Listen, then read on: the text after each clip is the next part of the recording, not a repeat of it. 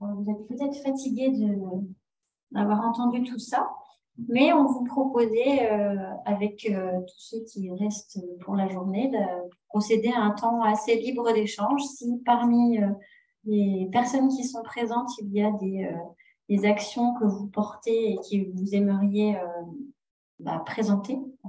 On a pu faire un choix limité de personnes qui participent aujourd'hui pour faire des restitutions, mais si vous avez envie d'échanger, de continuer ou de reposer des questions que vous n'avez pas pu poser ce matin, c'est le moment de vous exprimer. On est là pour ça, on a prévu un temps spécial. Voilà. Là, on m'entend? Parfait. Je pense que tout est dans le titre. Vous intervenez sur le bâti, pensée biodiversité. C'est un gros problème qu'on rencontre aujourd'hui en tant que naturaliste ou bureau d'études.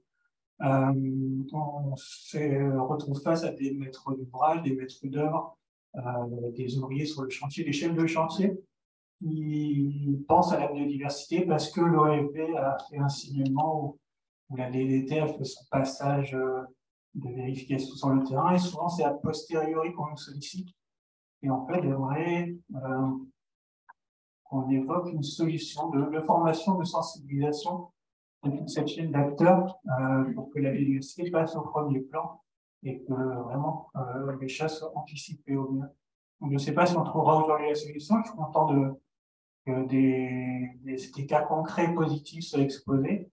Donc, je pense que c'est un travail de longue haleine, mais ouais, ce serait bien d'avoir une clé, faire cette twist là dans la tête des maîtres d'œuvre, des maîtres d'ouvrage, pour que vraiment ils pensent biodiversité au premier plan, parce qu'on a vu que ça perturbait tous les calendriers, les processus.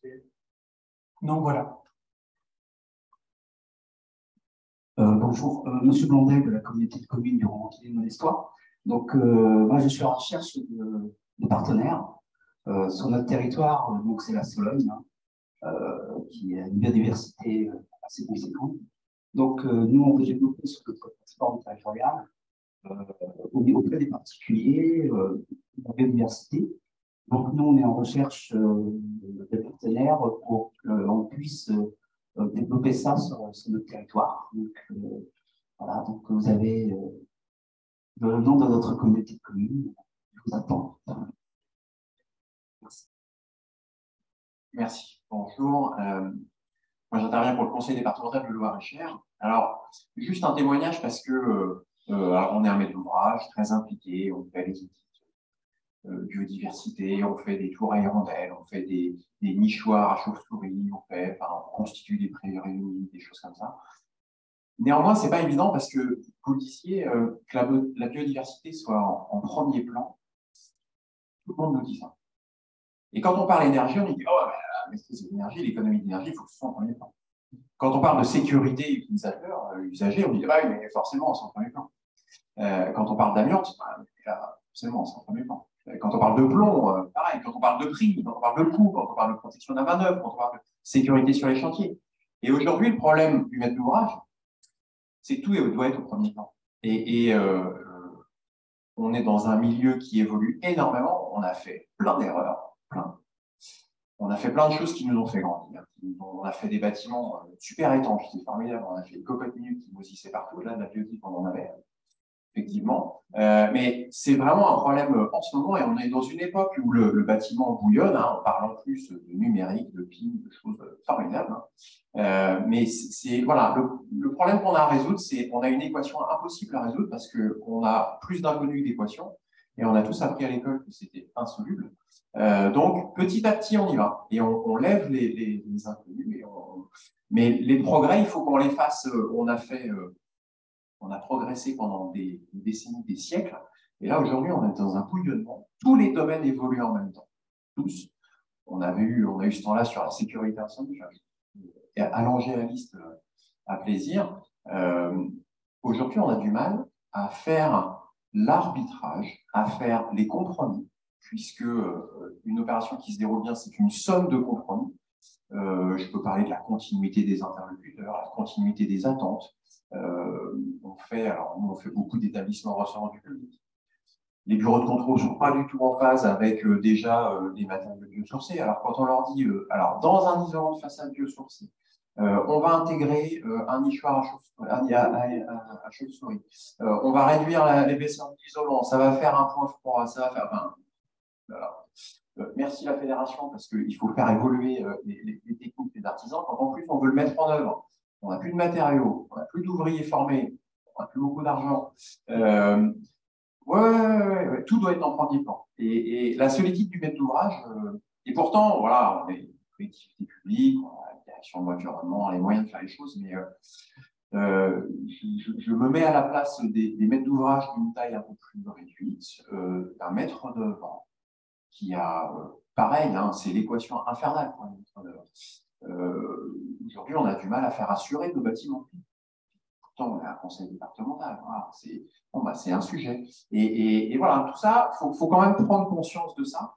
Et oui, mettre la biodiversité en premier plan, évidemment, et je suis 100% convaincu, sinon je ne serais pas, enfin, nous ne serions pas. Mais voilà, il faut aussi savoir mettre en reflet que tout ça, c'est une somme de compromis, une somme de difficultés. On vient de loin et on veut aller très loin. Bah, tout ça, il nous faut un peu de temps aussi. Il faut que les choses avancent à leur rythme, à leur temps. Donc voilà, le témoignage, oui, on a fait plein de choses, mais c'est beaucoup de force de persuasion, d'implication, de temps. Il faut du temps. Il faut du temps. Et surtout, il ne faut pas opposer les besoins. Et ça, vraiment, il ne faut pas opposer les personnes, les problématiques, les besoins. Au final, tout le monde veut bien faire. Celui qui pense que numérique, il veut bien faire. Voilà. Mais c'est très compliqué de fédérer tout le monde et de faire avancer, de reconnaître les problématiques de chacun, les compromis de chacun et de faire avancer.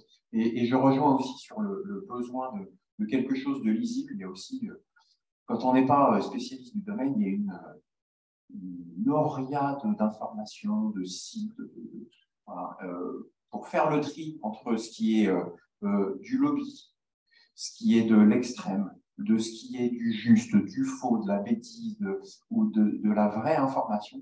C'est vraiment difficile. Et là, on a des organismes qui doivent monter en puissance, qui doivent je pense, travailler ensemble, s'assembler, se fédérer. Alors, le mot est à double sens, mais dans le bon sens du terme, travailler ensemble, faire ensemble. Et ça manque vraiment. C'était Yves Richard, assez 37-40. Non, je suis complètement d'accord. Alors moi, avant que j'étais élue de la région, donc je vois bien un peu les problématiques. Le problème, c'est qu'effectivement, on travaille trop en silo, en fait, et personne n'arrive à s'articuler ensemble. C'est ça le vrai sujet. C'est comment, dès le début, tout le monde travaille ensemble, en fait.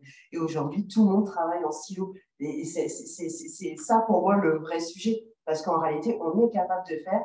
Moi, je crois beaucoup à l'intelligence collective, hein. Mais moi, je suis persuadée qu'on est capable, si on est tous, dès le départ, mis autour de la table. Et après, il y a aussi une question de volonté politique. On va être très clair aussi. Faut aussi que la volonté politique soit là aussi pour se dire, effectivement, le service environnement ou le service énergie ne soit pas effectivement au bout de la chaîne, c'est-à-dire qu'elle soit effectivement concurrente. Et puis, c'est aussi dans nos projets, c'est-à-dire qu'aujourd'hui, on regarde le coût que ça nous coûte, mais on ne regarde pas le coût du cycle d'exploitation. On ne regarde pas tout ça et on le voit, alors pas forcément, pas partout, hein, quand même, pas partout. On n'a pas ce schéma-là dans la tête.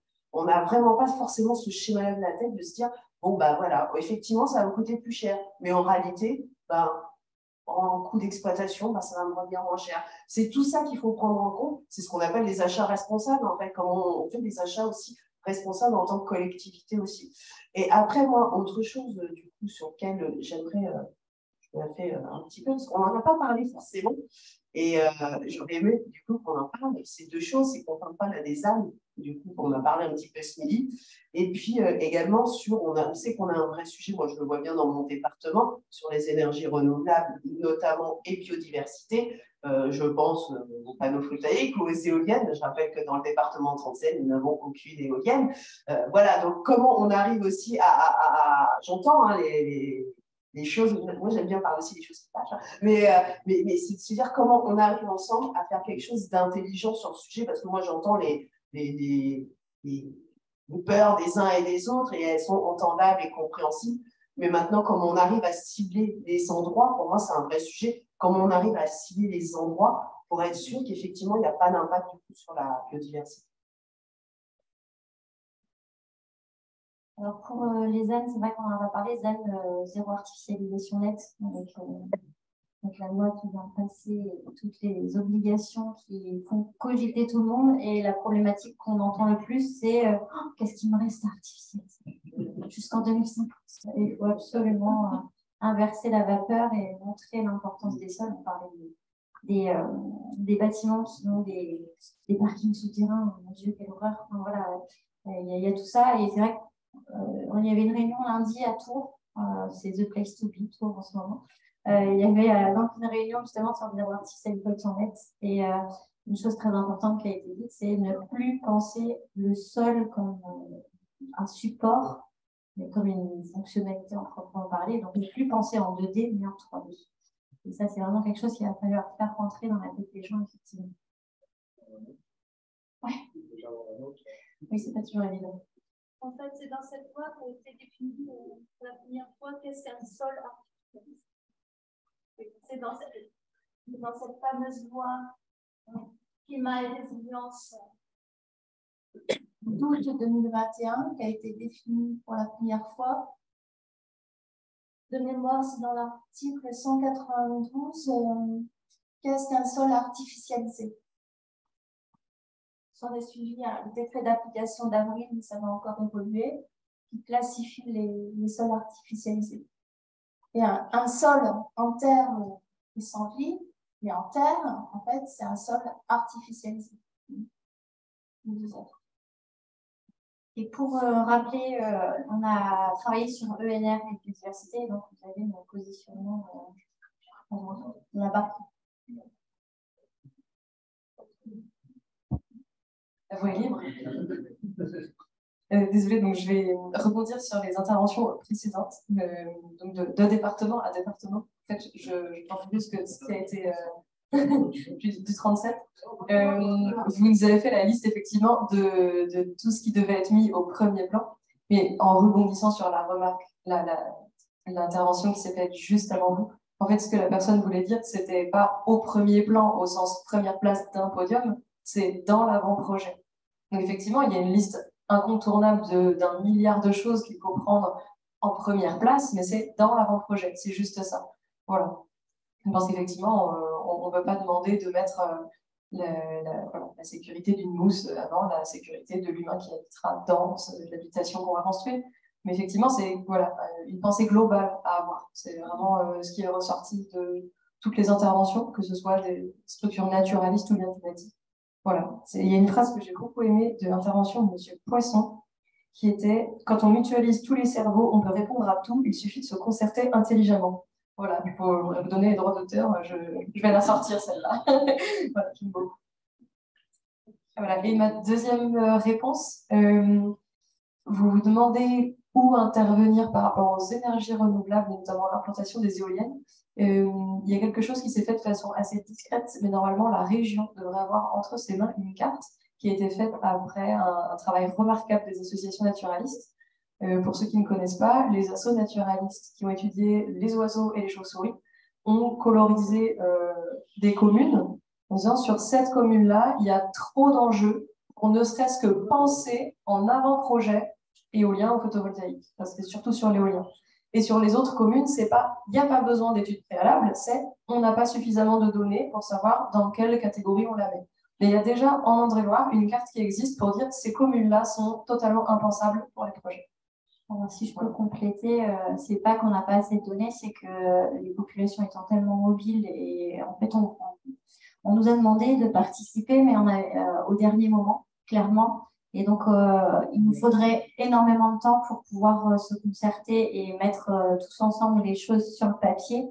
Et en plus, ça fait des cartes figées qui après, sauf si on utilise un logiciel de cartographie en ligne, comme Gizmap par exemple, qui utilise la séquence.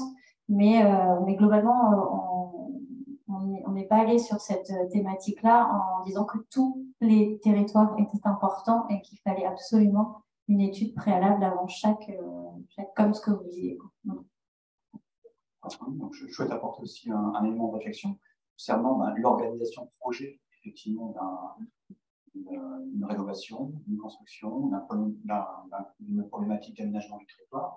Et comme vous l'avez dit, effectivement, il y a à la fois ne pas oublier un corps de métier ou une compétence à la table du projet, c'est-à-dire mettre tout le monde, tous les corps de métier dont on a besoin sur le même plan. Ensuite, dans la réalisation chronologique que devra avoir le projet, il y a forcément des choses qui doivent être mises au niveau préalable, et notamment, nous, ce qu'on dit, c'est que le diagnostic biodiversité, il doit intervenir en premier lieu. Et après, des considérations de hiérarchisation de fonctions dans le cadre du projet, eh bien ça, c'est nos cahiers des charges.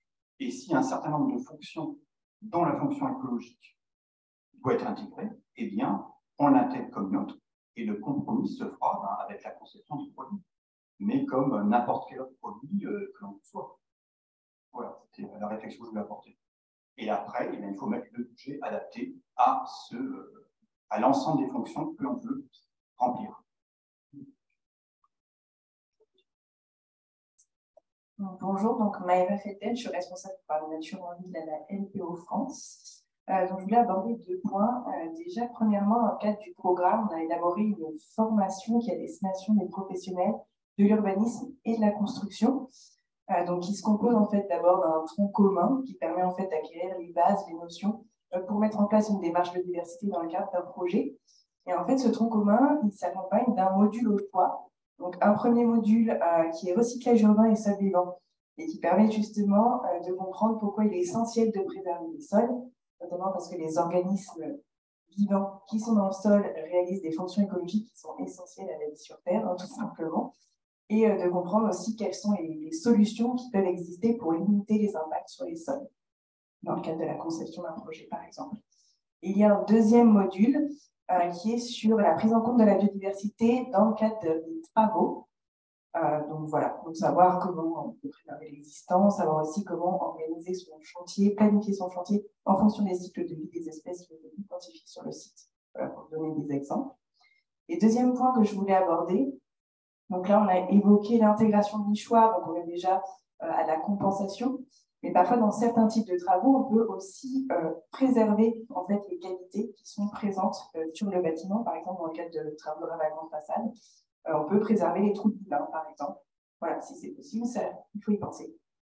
Et parfois aussi, dans le cas de pose d'isolant thermique par l'extérieur, il est possible d'apposer en fait, des petits tunnels qui permettent de conserver en fait, l'accès à la cavité. Voilà, il ne faut pas que ce soit des tunnels trop longs, surtout pour le martinet et les martinets, qui peuvent accéder aux cavités par ces tunnels.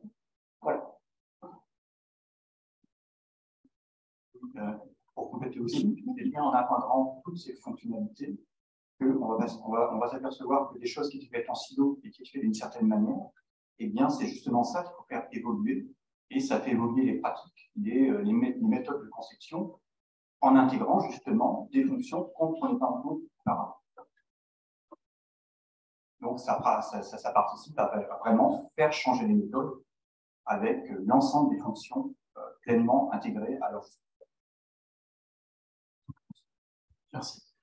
On vient de parler de formation, on a parlé pas mal de formation aujourd'hui, et j'ai l'impression que quand on fait des formations, comment je peux formuler ça? Monsieur Marin, tout à l'heure, vous avez évoqué le fait d'avoir des temps soit en entrée de chantier, soit dans les formations métiers où vous parlez biodiversité.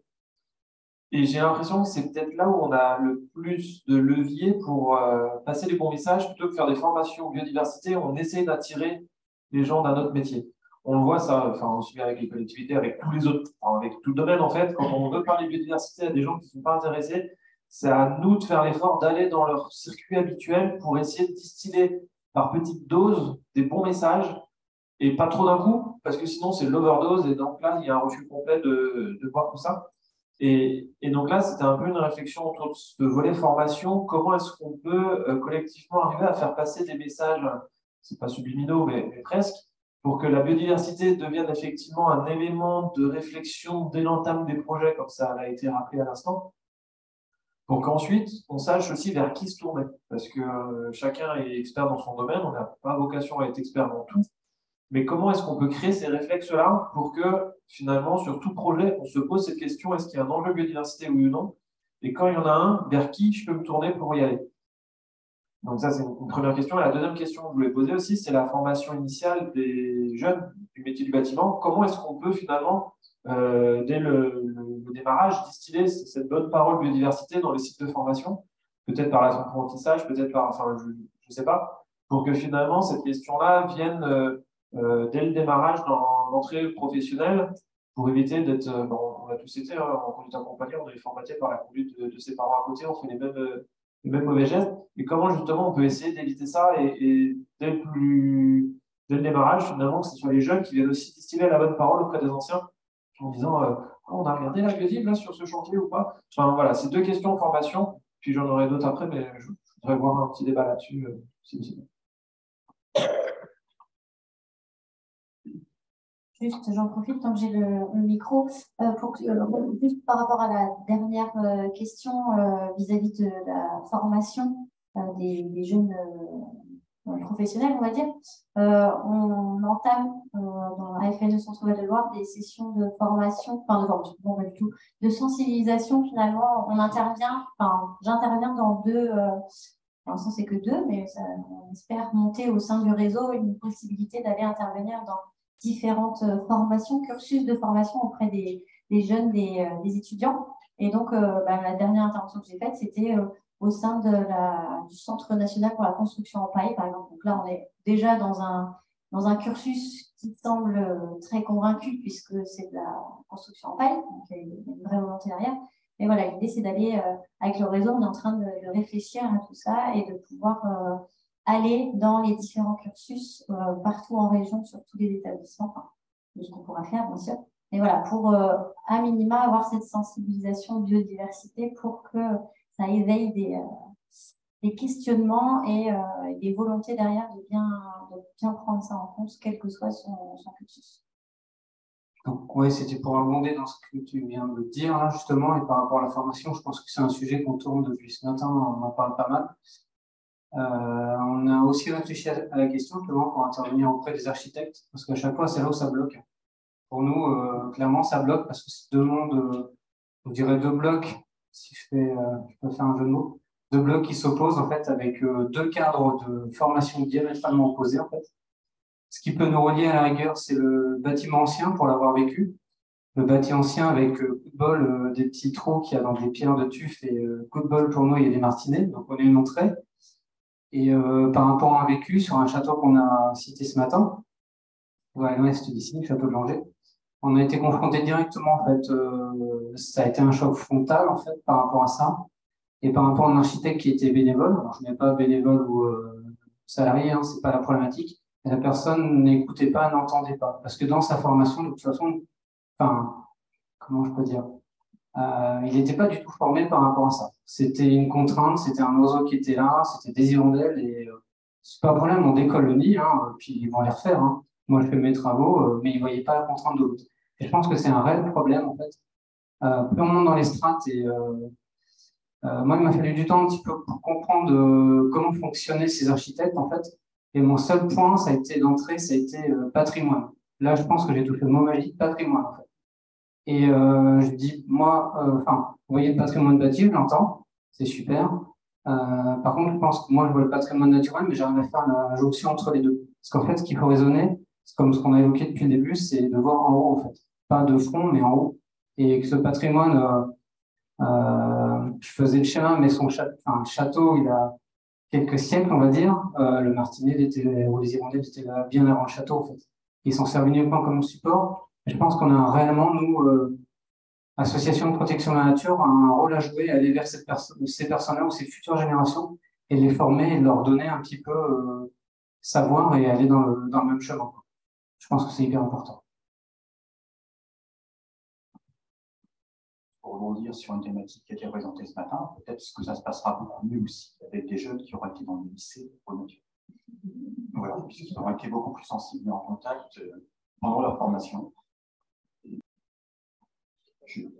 Juste pour revenir sur les formations, ce que vous disiez effectivement d'y aller un petit peu par distillation d'informations, mais nous, enfin, moi je pense que c'est vraiment la bonne technique, c'est au moins celle qu'on pratique. Parce qu'effectivement, comme on le disait, il y a tellement de sujets en fait, différents qui se confrontent. On parle de la rénovation thermique, de la qualité de l'air, du maintien de domicile, du risque amiante. Enfin, il y en a plein. Et en fait, si on fait une formation juste sur la biodiversité, ben, je pense qu'on va réussir à mobiliser pas grand monde, en fait, parce que c'est un sujet parmi d'autres. Et pourtant, celui-là, il est important, mais l'amiante est importante aussi. Enfin, voilà. Et donc, nous, notre parti pris, effectivement, c'est dans nos formations, notamment de chefs d'équipe et chefs de chantier. Alors, ça s'adresse aussi à des à des plus petites structures où, en fait, celui qui joue le rôle du chef de chantier, c'est le chef d'entreprise, clairement. Mais c'est bien que cette personne-là, en fait, cette personne clé dans l'entreprise, elle ait ces connaissances-là, de façon à ce qu'elle puisse diffuser après aux compagnons. C'est-à-dire que, parce que dans les compagnons, il y en a certains qui sont sensibles, on est tous citoyens, certains qui sont sensibilisés, puis d'autres pas du tout. Hein. Voilà, il y a certains, ça ne les gêne pas de mettre du polystyrène toute la journée, d'autres qui en font et qui font du polystyrène, mais qui aimeraient faire autre chose, d'autres qui veulent pas en entendre parler. Enfin, sociologiquement, on a de tout. Et le meilleur moyen pour diffuser justement cette information, ben, c'est dans le cadre de formations un peu plus générales ou vraiment techniques sur un métier ou sur des pratiques, ben, de distiller effectivement cette information. On n'en fera pas des experts, mais ce qu'on veut leur dire, c'est que voilà, si vous identifiez en gros, si vous voyez des oiseaux, si vous voyez des chauves-souris, interrogez-vous, en fait, s'il y a de la réglementation et donc il y a des associations qui sont là pour vous aider, mais faire les choses dans le bon ordre. Et il y a aussi des solutions techniques, et là, pour le coup, bah, on travaille aussi avec eux sur les solutions techniques qu'on peut apporter ponctuellement. Alors, on a parlé beaucoup d'oiseaux, c'est vrai c'est vraiment, il y a un focus oiseau aujourd'hui, mais les batraciens, les hérissons, les lézards, toutes ces populations-là sont aussi importantes et il y a des choses à faire pour tout le monde, en fait, enfin, pour toutes ces espèces-là. Et puis, concernant la formation des jeunes, bah, effectivement, dans les cursus des jeunes en formation, des apprentis, alors soit en CFA, soit en lycée professionnel, bah, dans les lycées, alors je ne sais pas, naturo-lycée, je ne sais pas si ça concerne aussi les lycées professionnels du bâtiment. Donc, voilà. Et donc, il y a déjà au moins cette partie-là. Et puis après, il faut qu'effectivement les enseignants intègrent ces questions-là dans leur cursus. C'est pas forcément gagné, mais parce que eux aussi ont plein de contraintes, que ce soit du numérique, de la thermique de bâtiment, etc. Donc, en fait, il y a plein de difficultés. Effectivement, on aimerait, ce que je dis toujours, c'est que s'il y avait que des ingénieurs Bac plus 10 qui faisaient nos maisons, ce serait bien. Et c'est pas le cas. C'est bientôt la fin de la journée, vous pouvez trier le micro. Un autre axe peut-être qui n'a pas forcément été abordé ou très peu dans Nature au lycée, c'est que l'idée, c'est de faire de la biodiversité, donc un lieu de biodiversité plus, on va dire, dans les lycées par la renaturation, mais utiliser toutes ces caractéristiques biodiversité et la connaissance qu'on aura pu faire avec les inventaires pour échanger avec le corps enseignant pour qu'ils puissent se baser sur la biodiversité présente comme outil pour travailler leurs différentes matières, les mathématiques, la philosophie, tout un tas de choses possibles. L'action publique de la Terre, ça semble logique, mais voilà, élargir un peu les choses, et ça permettra comme ça de recréer du lien avec cette biodiversité qui est omniprésente et permettre que nos citoyens de demain puissent avoir les armes pour pouvoir vivre dans un monde plus vivable. Exactement. Et je parle des partenaires, il y a les autorités académiques dans le rectorat. C'est ça. Et autre chose, on est en train d'échanger avec la Chambre régionale des métiers et de l'artisanat pour justement voir ce qu'il est possible de faire pour avancer sur cette question de la sensibilisation des différents corps de métier. Voilà. Oui, bah, il y a le bâtiment aussi. Mais, donc voilà, on a du boulot, mais on teste plein de choses. Est-ce que quelqu'un d'autre?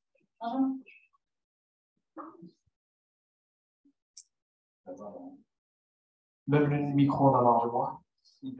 J'avais une autre question finalement en lien avec cette formation. Est-ce que ça passe pas aussi par la valorisation des expériences positives?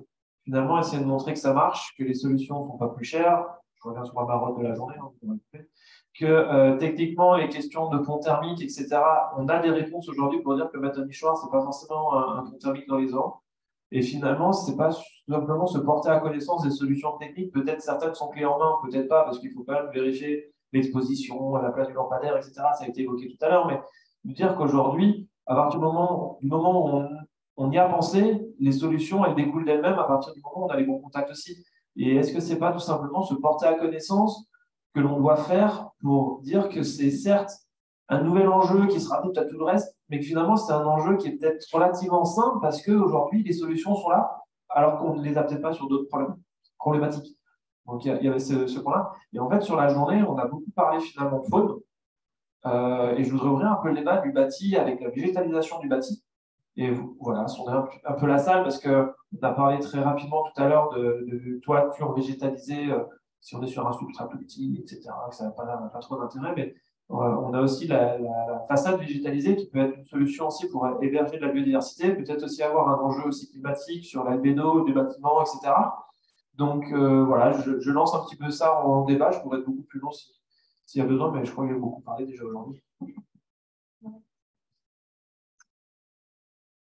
À nouveau, je vais faire la publicité de notre centre de ressources en réponse à ce que tu viens de dire. Alors, on est très imparfait et pas exhaustif, mais néanmoins, notre mission, c'est bel et bien celle-ci, c'est de recenser l'information, de vous la mettre à disposition et de se faire rencontrer les acteurs. Donc, voilà, Envirobad Centre est un des outils dédiés.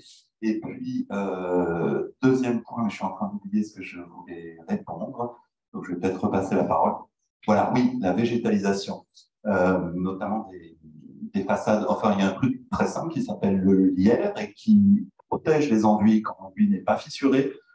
C'est plutôt du low-tech et c'est difficile à intégrer dans les moteurs de calcul des logiciels thermiques. Je m'explique, une ombre portée, une évapotranspiration à 10 cm de votre paroi, c'est à simuler, c'est un peu costaud.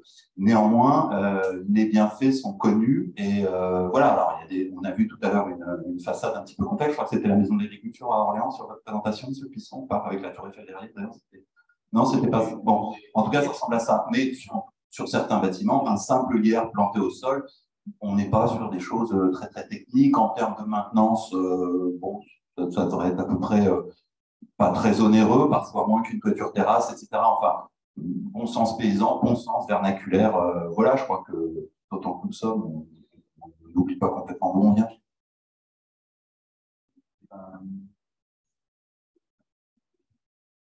Il me semble que le lierre a mauvaise presse. Eh bien, quelqu'un qui fait partie de chez vous, FNU, mais Loiret, Didier Quinquert, nous a donc, sur le Montargis, fait une visite guidée sur ce thème-là, hein, bâti et biodiversité, et des vieux textes. Il a sorti un vieux texte, c'est aussi très émouvant, voilà, sur ces capacités du lierre, effectivement, qu'on a peut-être un peu oublié. Il y a peut-être de désinformation qui s'est installée, et puis des petits crampons. D'accord, ça pose problème quand on retire le lierre, mais si on ne retire pas, en fait, les crampons, enfin, je vais les appeler comme ça, je suis novice. Oui. Alors, c'est sur enduit. C'est sur enduit, et un enduit qui n'est pas fissuré, parce que sinon, on va en profiter. Mais il a la vertu de protéger cet enduit. Voilà. Après, l'aspect esthétique, je vous dis, les petits crampons, c'est souvent aussi le contre-argument, car vous voyez, vous ne voyez que si vous avez retiré l'hier. Je crois que ce n'est pas l'objet de ce dont on discute aujourd'hui.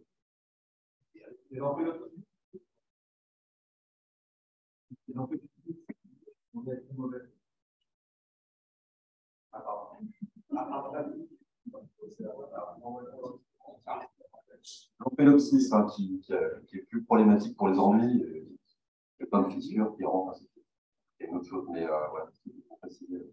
Bon, ouais, j'avais presque envie de profiter dans le micro pour dire des choses. La biodiversité, alors pour rebondir un peu sur votre propos, elle peut aussi se travailler en amont des chantiers, à travers les matériaux. On a parlé de matériaux biosourcés.